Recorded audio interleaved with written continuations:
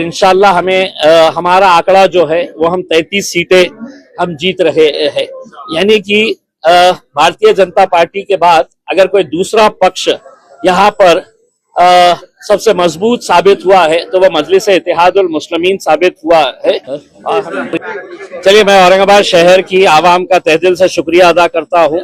अल्लाह रब्बुल इज्जत का शुक्रिया अदा करता हूँ कि हमारी सबकी दुआओं को कबूल किए।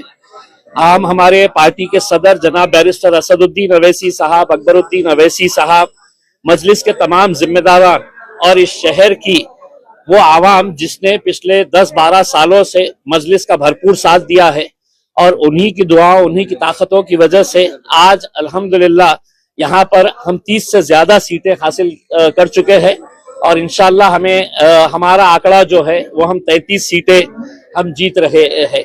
यानी कि भारतीय जनता पार्टी के बाद अगर कोई दूसरा पक्ष यहाँ पर सबसे मजबूत साबित हुआ है तो वह मजलिस इत्तेहादुल मुस्लिमीन साबित हुआ है। और हमें खुशी है, हम आवाम का तहे दिल से सर झुकाकर उनका शुक्रिया अदा करते हैं कि वो लोगों ने एक मरतबा फिर मजलिस के ऊपर भरोसा जताया और ऐसे ऐसे आम लोगों को जो हमने टिकट दिया वो लोग आज मजलिस के टिकट के ऊपर चुन के आए हैं। हम उन्हें भी मुबारकबाद देते हैं और उम्मीद करते हैं कि औरंगाबाद शहर के विकास के लिए हम कटिबद्ध रहेंगे। हम पूरी कोशिश करेंगे शहर के अंदर अच्छा विकास हो और भारतीय जनता पार्टी जो सिंगल लार्जेस्ट पार्टी बन के आई है वो शहर के लिए अगर कुछ अच्छे फैसले लेती है तो हम उनका साथ देंगे और अगर नहीं लेती है तो हम एक विरोधी पक्ष का जो रोल होना चाहिए वो बखूबी अच्छी तरीके से निभाएंगे। नेताओं ने अपने बच्चों को दिया, सब किया। गुलमंडी जैसे इलाके में देखिए, एक बहुत बड़ा तमाचा ये कह लीजिएगा जूता मारी है उन तमाम सियासी पार्टियों को जिन्होंने अपने रिश्तेदारों को, अपने घर वालों को टिकट दिया। अगर संजय सिरसाट अपने बेटे और बेटी के लिए करोड़ों रुपया खर्च नहीं करता तो शायद उनका बेटा और बेटी भी घर पर बैठते। लेकिन तमाम राजनीतिक पार्टियों के नेताओं ने अपने बेटे को, अपने भाई को, अपने बाप को, अपने बीवी को, अपने बेटी को, हर एक को टिकट दिया।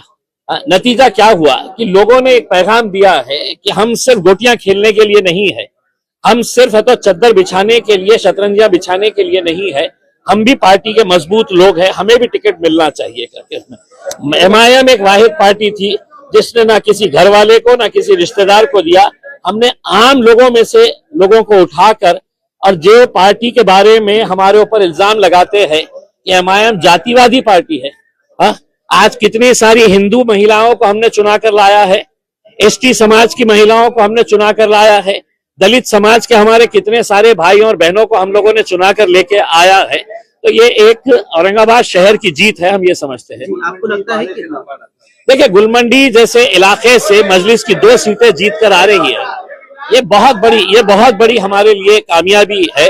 हम एक इलाके के तौर के ऊपर नहीं देख रहे हैं, हम ये शहर के अंदर अपना जाल कैसे फैलाए हैं, लोग क्यों हमारा साथ दे रहे हैं, क्योंकि लोगों को अब यकीन आया है कि हमको ये सेना पे भरोसा नहीं है, हमको ये पार्टी के ऊपर नहीं है। कांग्रेस NCP तो बिल्कुल खत्म कर दिए है उसमें। तो मजलिस के साथ अपने काम की बुनियाद के ऊपर और लोगों के यकीन के ऊपर हम खड़े उतरते हैं, इस वजह से साथी। इसी तरह मालेगांव में भी सिंगल लार्जेस्ट पार्टी साबित हुई है MIM।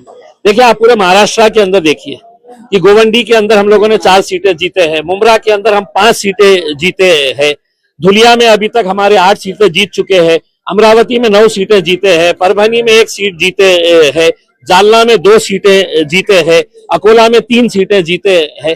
तो मैंने ओवैसी साहब को कहा था कि ओवैसी साहब, इंशाल्लाह जहां जहां पर भी हम इलेक्शन लड़ रहे हैं, इंशाल्लाह वहां पर मजलिस की नुमाइंदगी आपको देखने को मिलेगी। कहीं ज्यादा है, कहीं कम है, लेकिन है। चला आता मराठीत आम्हाला सांगा, स्ट्राइक रेट आपला